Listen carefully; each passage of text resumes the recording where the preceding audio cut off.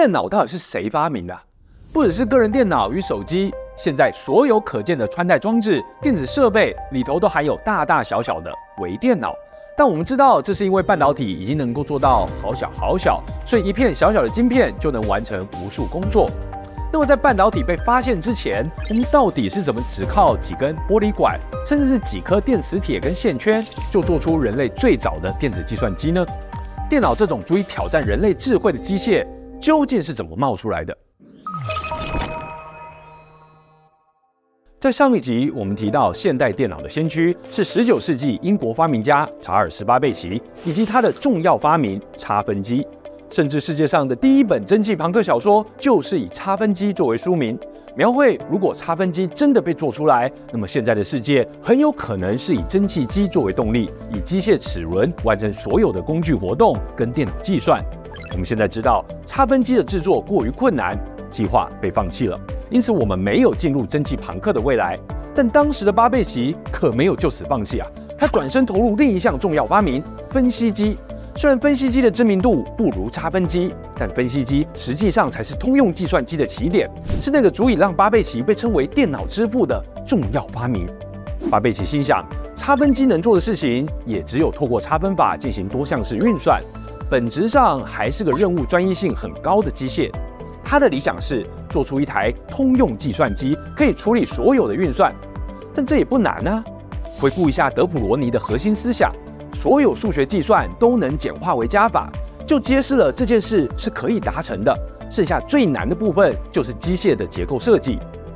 巴贝奇最后设计出来的分析机比差分机大上了一圈，里头包含着加法、乘法、差分等各种运算单元，可以完成所有计算任务。这台分析机预计由蒸汽机驱动，是个10公尺宽、长30公尺的巨大机械集合体。为了操作这个复杂的机械，巴贝奇引入打洞卡的概念，透过打洞卡上面的程式，分析机可以选择不同的运算单元来进行运算。这一部分，人类史上第一位程式设计师艾达勒弗雷斯扮演了相当重要的角色。有兴趣的观众可以参考泛科学网站上的文章。除此之外，为了让分析机不会因为遇到复杂的算式而无止境增加位元和元件数量，巴贝奇想到了暂存的概念，也就是完成部分计算的数字会先存起来，再丢入下一次的计算。他将分析机视为2大主要构造的结合体，用来暂存资料的 store 以及用来运算的 mill。这 store 就是储存的英文啦。至于为什么运算是 mill 研磨呢？欢迎知道的朋友跟我们分享一下。以现在的电脑架构来看，整台分析机便有了作为记忆体的 store， 作为算术逻辑单元的 mill， 以及作为输入与输出指令的打洞卡。与现代电脑常使用的冯诺依曼架构十分类似，并且只要有打洞卡跟无限的时间，分析机就能完成任何计算，具备图灵完备性，是一台货真价实的图灵机。大家要知道，分析机的初步设计在1837年由巴贝奇提出。而图灵提出的图灵机概念是1936年，整整100年之后啊。遗憾的是，巴贝奇的设计超越同代人类想象，不仅当时的科学技术跟不上，导致研发成本暴增，现实也十分残酷地宣告差分机与分析机的失败。大量的齿轮与机械结构限制了运算的速度。如果采用德普罗尼的差分法，找大量的人类电脑来处理复杂的加法运算，还更有效率，成本也更低呢。这让我想到前阵子也有新闻说，人类还不用担心被 AI 取代，原因是因为人类比较便宜。巴贝奇过世的18年后，1888年，尼古拉特斯拉发明了高频交流发电机，人类正式迈入电气时代。然而，利用电池元件打造的电脑，例如后面要介绍的继电器、真空管，甚至是现在的电晶体，虽然也是用于计算的核心，却与用机械齿轮打造的分析机有着运作原理以及硬体材料上本质的区别。巴贝奇他这些超越时代的想法，并没有对后续的电脑科技发展产生深远的影响。甚至现在大家提到电脑之父，第一个想到的也往往不是巴贝奇，而是100年后真正带着全世界电脑科学向前迈进的艾伦·图灵。巴贝奇真的生错世界线了。如果要说第一台真正吃电的电脑是怎么问世的，我们要将时间线向后推到19世纪末期。关于电脑的故事，我们要从 IBM 开始说起。1890年，统计学家赫尔曼·荷勒里接到了来自美国政府的一项重要任务，他必须负责全国的人口普查工作。这包含要调查全国超过5000万人的年纪、性别、地址、人种、失业几个月、是否参加过南北战争等等，多达25种资料。如果是你会怎么做呢？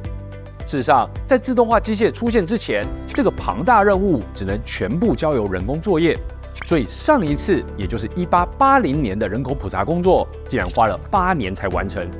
1880年的10年之后，美国人口从5000万成长到6300万。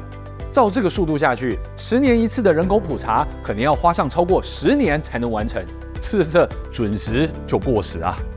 肩负重任的荷勒里左思右想，无独有偶的跟蒸汽朋克之父巴贝奇看上了一个相同的东西。它既可以储存资料，又让机械看得懂，那就是打洞卡。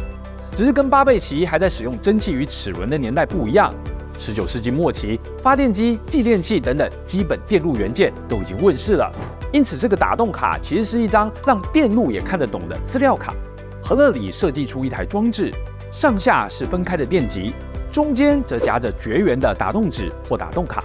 当机械向下压时，上方针状的电极就会遇到打洞卡而停止，又或是穿过洞口与下方装有水银的电极接触，让电流导通。最后电流透过继电器给予指针一个短脉冲，让指针刻度+1。在这台新机器，也就是荷勒里电力制表系统的帮助下，即使在人口增长超过20%的10年后，调查时间仍然能够缩短，从8年缩减为6年。虽然还是要花上数年，但已经证明自动化机械能缩短工作时间并减少人力需求。同时，因为是交由机械统计，资料的可信度也比人工高上许多。这项伟业也让荷勒里被认为是现代机械数据处理之父。人口普查是一份非常大的案子，为了每次都能顺利接下这个案子，荷勒里不断改良他的制表系统，同时创立了制表机械公司 TMC。这间公司在1911年时与其他4家公司合并成计算制表记录公司 CPR。CPR 又在1924年改名为万国商业机械公司，也就是 IBM。虽然有了用机械处理数据的第一例，但接下来的一段时间，类似的机械都是针对特定的问题做设计。如果要做出一台真正的通用型电子计算机，那么我们得先向上一集提到的德普罗尼与巴贝奇学习，将所有任务简化为单一语言。而成功创造出电子语言，被视为数位计算机理论跟数位电路设计理论创始人的，是一位来自麻省理工学院的天才克劳德·夏农。在荷勒里电力制表系统里使用到的继电器，是一个早在制表系统发明的50年前就被发明的小元件。它就是一个简单的开关加上一个电磁铁，透过电磁铁的启动或不启动，物理性的控制开关的闭合。所谓情人眼里出西施，继电器终于在发明后的100年遇到了他命中注定的情人。在天才夏农看来，继电器才不只是一个开关而已呢，而是一个可以表现布林代数、充满无限可能性的元件。所谓的布林代数，就是用来进行几何运算和逻辑运算的代数结构。简单来说，就是在逻辑课里面提到的和、或、and、or、交集、连集、非 B 则 Q 这些东西。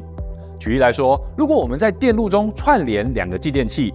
那么想一下就知道，只要上一个继电器没有接上，就不会有电流通过。只有当2个继电器都接上时，才会有电流通过。也就是说，2个继电器就相当于一个 AND gate。你很快就能推论出，如果我们改将2个继电器并联，就会变成一个 OR gate， 因为只要有1个继电器是接上的，电流就能通过。以此类推，可以做出复杂的逻辑闸结构。